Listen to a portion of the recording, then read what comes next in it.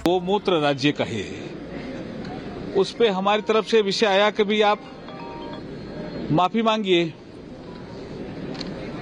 क्योंकि ऐसा विषय चल भी रहा था, लेकिन वो भी अड़ गए और उनके साथ कांग्रेस के साथी भी खड़े हो गए, एनसीपी और जो उनके समर्थक दल हैं, जो INDIA के दल हैं, जो गठबंधन में, वो सब उनके साथ खड़े हो गए। इसका मतलब हम ये पूछना चाहते हैं कि ये किस दिशा में देश को ले जा रहे हैं? क्या भारत को तोड़ना चाहते हैं क्या?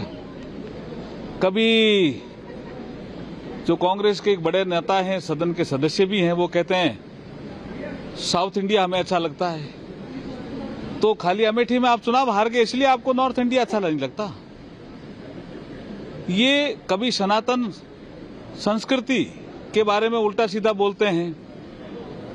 तो हम उनसे पूछना चाहते हैं, कांग्रेस के बड़े नेताओं से, कि आप देश तोड़ना चाहते हो क्या? और ऐसा बयान देने के बाद आप माफी भी नहीं मांगोगे, चोरी भी करोगे और सीनाचोरी भी करोगे हाउस में, और हमें धमकाओगे भी कि आप ऐसा नहीं बोल सकते, और आप कुछ भी बोलते जा रहे हो। ये देश एक है, एक रहेगा, इसको कोई तोड़ नहीं सकता। और जो विपक्ष के कुछ साथी, INDA के साथी, इस देश को नॉर्थ और साउथ में बांटने का प्रयास कर रहे हैं, ये साजिश में बिल्कुल विफल होंगे। भारतीय जनता पार्टी के हम सभी सांसद यहां आपके समक्ष आए हैं कि उनको माफी मांगने में क्या तकलीफ है, और अगर वो माफी नहीं मांग रहे हैं तो हमें लगता है कि राहुल गांधी जी भी उनके साथ खड़े हैं, हमें लगता है शिवसेना के उद्धव ठाकरे भी उनके साथ खड़े हैं, हमें लगता है DMK के स्टालिन भी उनके साथ खड़े हैं, हमें लगता है केरल के मुख्यमंत्री भी उनके साथ खड़े हैं, हमें लगता है कर्नाटक के मुख्यमंत्री भी उनके साथ खड़े हैं। इतना बड़ा बयान देने के बाद, वो भी लोकसभा के फ्लोर के बाद, और माफी भी नहीं मांगना, चोरी और सीनाचोरी, ये हम आपको बताने आए। तो सनातन पर बयान देकर पहले भी इंडी गठबंधन को खामियाजा भुगतना पड़ा है, लेकिन समझ नहीं आ रहा है। फिर एक बार अब DMK की तरफ से इस तरह का बयान आया, और इस वक्त हमारे साथ दो खास मेहमान जुड़ गए हैं। महंत राजू दास हमारे साथ हैं, आचार्य राज हमारे साथ हैं, उनके पास हम चलेंगे। महंत राजू दास जी, समझ नहीं आ रहा है, कितना बड़ा झटका लगा है, 3 राज्यों में मुंह की खानी पड़ी है, फिर कहते हैं कि सिर्फ गौमूत्र वाले राज्यों में बीजेपी जीत रही है। मतलब क्या इनका? मैं अभी सुन रहा था और कई कांग्रेस के प्रवक्ताओं के ट्वीट हैंडल मैंने देखा। कितनी दुर्भाग्य की बात है, इतनी ओछी मानसिकता और इतनी गिरी हुई विचार मैं नहीं समझ पा रहा था कि कांग्रेस को हो सकता है। जो कांग्रेस धर्म के आधार पे देश की बंटवारा हुई और उस देश को कांग्रेस ने सेकुलर का एक पैजामा पहना दिया कि यह देश सेकुलर है, और क्या ये सेकुलरिज्म का यही पैमाना है? एक कौम, एक मजहब, एक संप्रदाय को आप गाली दो? इनके प्रवक्ताओं ने कई बार कहा कि चलो कोई बात नहीं, तीन राज्यों में आप लोग चुनाव हरवा दिया कांग्रेस को, और आप जो है गौमूत्र पीजिए 5 साल। ये ऐसे भाषा का प्रयोग करना, अभी तक तो राष्ट्रीय नेता तो इनका प्रयोग कर ही रहे थे कि कोरोना है, डेंगू है, मलेरिया है, यहाँ पर अगर सनातन जीत जाएगा तो मोदी जीत जाएगा तो सनातन की वो विजय हो जाएगी। तो विषय ये है कि आप ठीक है, बीजेपी का विरोध करिए, चलेगा, संघ का विरोध करिए, चलेगा, लेकिन संघ और बीजेपी का विरोध करते करते हम साधु संतों को बोको हराम, ISI, तालिबान से तो मत जोड़िए।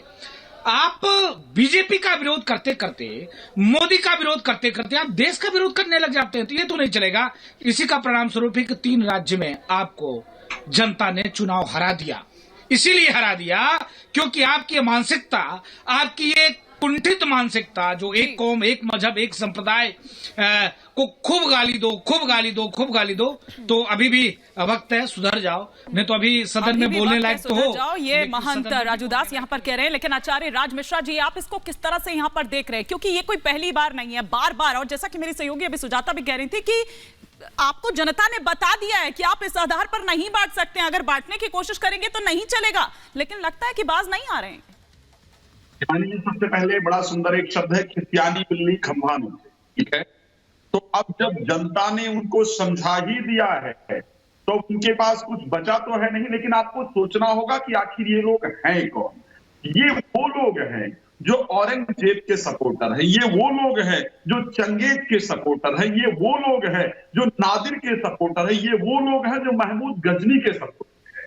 तो अब जब अभी तक क्या हो रहा था कि अभी तक बाकायदा इफ्तार पार्टियां आयोजित की जा रही थी, अभी तक बाकायदा गौ को रोड पर काटने का काम किया जा रहा था, अभी तक इस देश के अंदर इस प्रकार की परिस्थिति थी कि सनातन धर्म को जितना नीचे आप कर सकते हो उतना नीचे करने का प्रयास करो। अब क्या हुआ है, धीरे धीरे इनको दिख रहा है कि ये हिंदू जाग कैसे रहा है, ये सनातनी जाग कैसे रहा है, ये सनातनी एक कैसे हो रहा है। अगर ये एक होगा तो हमको बाहर का रास्ता दिखा देगा। तो अब वो जो पीड़ा है, वो जो बिलबिलाहट है, वो इनके अंदर से निकल करके आ रही है, लेकिन इनको सोचना होगा इनकी यही बिलबिलाहट हमको बिल्कुल बिल्कुल राज मिश्रा जी, बिल्कुल आचार्य जी आपके पास वापस लौटेंगे। बड़ा सवाल है कि बार बार सनातन क्या ये नॉर्थ और साउथ को डिवाइड करने वाली सोच के हिस्से बन रहे हैं क्या मिस्टर बालू? कृपया बैठ ये माफी मांगनी पड़ेगी इनको। क्या राहुल गांधी जी जब अमेठी से हार गए थे तो उन्होंने भी साउथ में जाकर कैसे ही बोला था? ये नॉर्थ और साउथ को डिवाइड करने वाली सोच नहीं चलेगी, इनको माफी मांगनी पड़ेगी, माफी मांगनी पड़ेगी देश से। Shri Narayan Kachhadiya, thank you sir. आपको बाद में बैठ जाइए, मैं आपका ध्यान कृपया आप लोग बैठ जाइए, आपको बाद में बोलने देंगे। चाहता हूँ हमारे नरेंद्र भाई मोदी जी के नेतृत्व बाद में बोलने देंगे। देश में स्वदेशी ईंधन बायोडीजल के उपयोग का बढ़ावा देने के लिए कई कदम उठाए जा रहे हैं। बायोडीजल का उपयोग से भूमि, वायु और पानी के प्रदूषण को कम करने में आप मदद लोग कर सभी सकता है, वरिष्ठ हो, जिससे स्वच्छ वायुमंडल बना रहे और जन स्वास्थ्य को सुरक्षित रखा जा सकता है। इसके अलावा You are very senior member. Can you take your seat? We will allow you later on. बाद में we will allow you later on. देश में स्वदेशी ईंधन बायोडीजल के उत्पादन एवं उपयोग से जुड़ी कुछ समस्याओं का आपका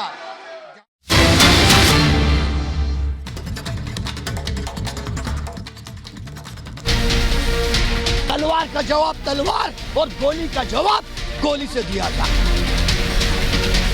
गहलोत सरकार का जवाबदेही है, जहां बुलडोजर की आवश्यकता है चलना ही चाहिए।